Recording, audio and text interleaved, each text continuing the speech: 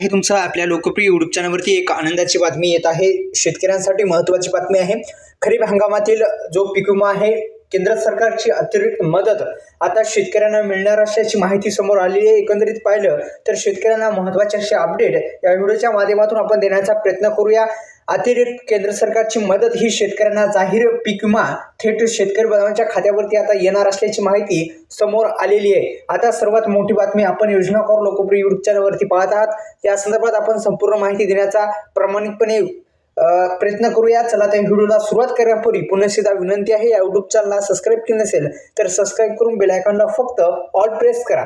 पहा, खरीप 2025 मधील पीक विमा नुकसान पोटी शेतकऱ्यांना विमा भरपाई मिळवण्याचा मार्ग मोकळा झालेला आहे। पीक कापणी प्रयोग आणि तांत्रिक उत्पादनाची माहिती राज्याने केंद्र सरकारला दिलेली आहे।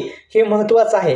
काय आहे महत्त्वाचं? तर पीक कापणी प्रयोग आणि तांत्रिक उत्पादनाची जी माहिती आहे ती राज्य सरकारने केंद्र सरकारला दिलेली असल्याची माहिती केंद्र सरकारच्या पोर्टलवर माहिती अपलोड करण्याचे काम आता सुरू झालेलं आहे। आता जानेवारी महिन्यातच सोयाबीनसह प्रमुख पिकांसाठी शेतकऱ्यांना विमा भरपाई मिळेल आणि आता फेब्रुवारी महिना जो आहे चालू आहे, या फेब्रुवारी महिन्यामध्ये महत्त्वाचं म्हणजे पीक विमा मिळण्याची शक्यता आता वर्तवली जात आहे। आपण जर पाहिलं तर एक महत्त्वाचं आहे की मित्रांनो, आता केंद्र सरकारने केंद्र सरकारला एक महत्त्वाचा असा अपडेट दिलेला आहे। ते म्हणजे त्यांनी जे सरकारला पीक कापणी प्रयोग आणि तांत्रिक उत्पत्तीची माहिती जी आहे राज्य सरकारने केंद्र सरकारला दिलेली आहे, ही महत्त्वाचं आहे। दुसरे म्हणजे परंतु कापूस आणि तुरीच्या विम्यासाठी एप्रिल महिनाही उजळू शकतो अशी माहिती कृषी विभागाकडून मिळालेली आहे।